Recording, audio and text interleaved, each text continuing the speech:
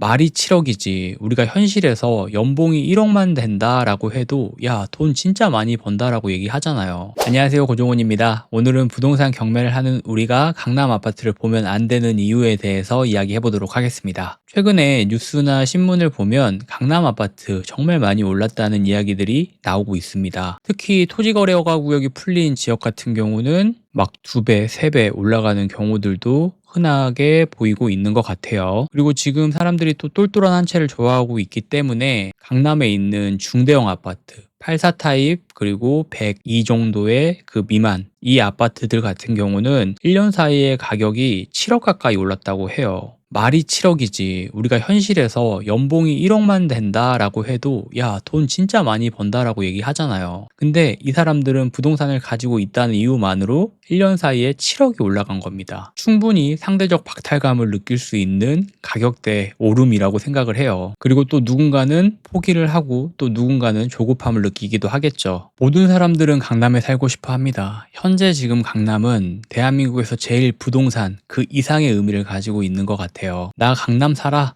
라고 이야기를 하면 어떤 사람들에게는 상장처럼, 어떤 사람들에게는 내가 살아왔던 걸 설명하지 않아도 되는 의미가 돼버린 시대가 된 것 같습니다. 공감하지 않는 분들도 있겠지만 현재 많은 사람들은 서울에 있는 강남에 있는 아파트를 살고 싶어 합니다. 그럼 문제는 뭘까요? 나도 강남에 살고 싶고 너도 강남에 살고 싶고 지금 현재는 똘똘한 한 채 부동산 전략이 사람들한테 많은 인기를 끌고 있죠. 세금이나 이런 부분들 때문에 주택을 현재 많이 가지고 있다라는 거는 제약이 생길 수가 있는 투자 방법이 될 수가 있습니다. 하지만 문제는 뭘까요? 강남의 아파트는 너무 비싸다는 겁니다. 최근에 실거래가를 보면 20억, 30억은 기본이고 토지거래허가 구역 이거 풀렸다라고 해서 70억까지 올라가는 경우들도 있어요. 아마 더 올라갈 것 같은데, 그리고 제가 최근에 실거래가를 좀 찾아봤는데 강남 아파트 같은 경우는 평균 매매가는 계속 오르고 있습니다. 가격이 계속 오르고 있지만 거래량은 오히려 줄었어요. 이걸 어떤 사람들은 긍정적으로 이야기하는 사람들도 있지만 저는 이 부분을 어떻게 생각을 하냐면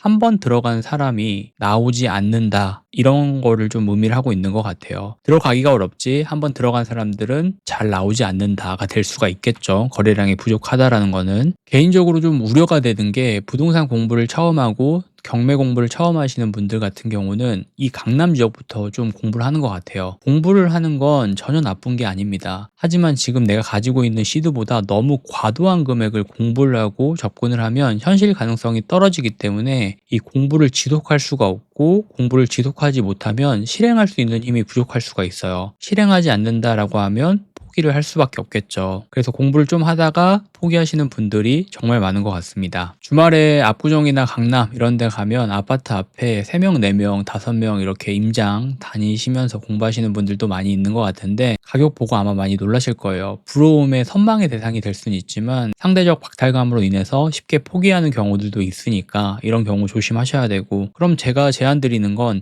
현실적인 방법을 선택을 해서 접근을 하는 게 중요하다고 생각을 해요. 우리는 경매를 한다라고 하면 경매에서도 현실적으로 접근을 하는 게 중요합니다. 경매는 싸게 살 수 있으니까 강남 아파트도 싸게 살 수 있지 않나요? 라고 물어볼 수 있지만 현실적으로 대답을 해드리면 강남 아파트는 경매로도 싸게 사기가 어렵습니다. 왜냐하면 남들이 좋아할 만한 것들이 너무 많기 때문이에요. 경매는 어떤 재테크의 방법일까요? 너와 내가 싸워야 되고 우리가 경쟁해서 내가 사는 가격을 입찰가를 적어서 가장 높은 가격을 적어낸 사람이 가져가는 방식이에요. 자, 그렇다고 하면 남들이 좋아할 만한 것들은 경쟁자가 많고 경쟁자가 많다는 건 비싸게 이 물건을 낙찰을 받아간다가 될 수가 있겠죠. 반드시 경매는 싸게 사야 되고 역설적으로 이야기를 해보면 싸게 사지 못하면 하면 안 되는 투자입니다. 하지만 경쟁자들이 많고 내가 이 시장에 머물다 보면 자꾸 욕심이라는 게 생겨요. 반포자이 여기 보면 30억, 40억 하는데 경쟁자 수가 30명, 40명씩 들어옵니다. 아마 이 물건을 내가 낙찰받으면 대출도 어렵고 실거주 조건도 충족을 해야 되고 어느 정도 현금을 다 보유를 하고 계신 분들이실 거예요. 그럼 이분들에게도 경매는 경쟁의 영역이기 때문에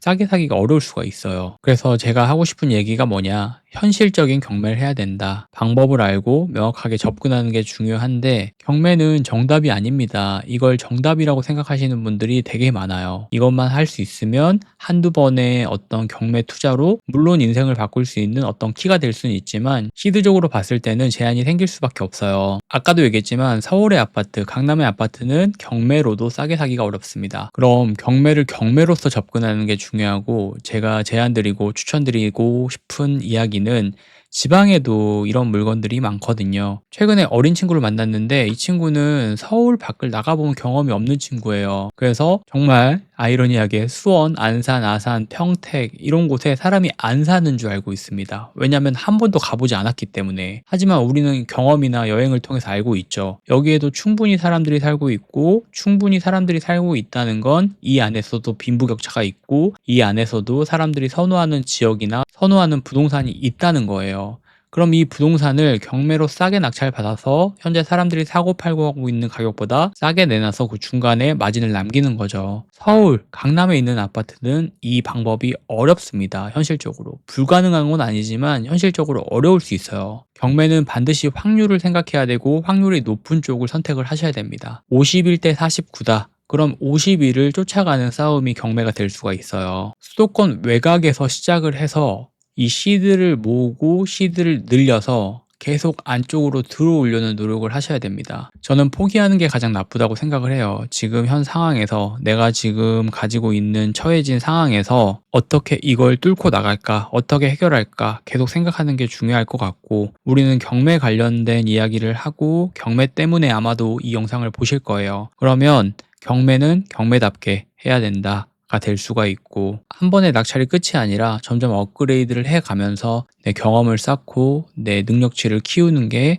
경매에서는 제일 중요해요. 그래서 오늘은 경매는 확률이 중요하고 확률을 높이기 위해선 강남 아파트 물론 돈이 있으시면 강남 아파트를 보는 것도 나쁜 선택이 아닐 수는 있지만 내 시드가 제한적이고 아직 경험이 부족하다라고 하면 서울 외곽에 있는 아파트들부터 한번 경매로 접근을 해보는 걸 이야기 드리고 싶습니다. 그렇게 경험을 쌓고 실력을 키워가다 보면 누구나 좋아하는 강남 아파트도 내 것이 될 수 있다고 생각을 해요. 속물적이게 강남 아파트가 뭐가 좋아 라고 얘기할 수 있지만 투자의 본질은 남들이 좋아할 만한 걸 얼마나 가지고 있느냐의 싸움입니다. 경매는 남들이 싫어하는 걸 싸게 사는 재테크 방법 중에 하나예요. 내가 경매를 하고 이 방법을 선택했다라고 하면 이 방법으로 돈을 벌어서 남들이 좋아할 만한 것들로 계속 투자해 나가면서 바꿔가는 게 중요하다고 개인적으로 생각을 하고 있습니다. 그래서 오늘은 경매를 하는 우리가 강남 아파트를 보면 안 되는 이유에 대해서 이야기해봤습니다.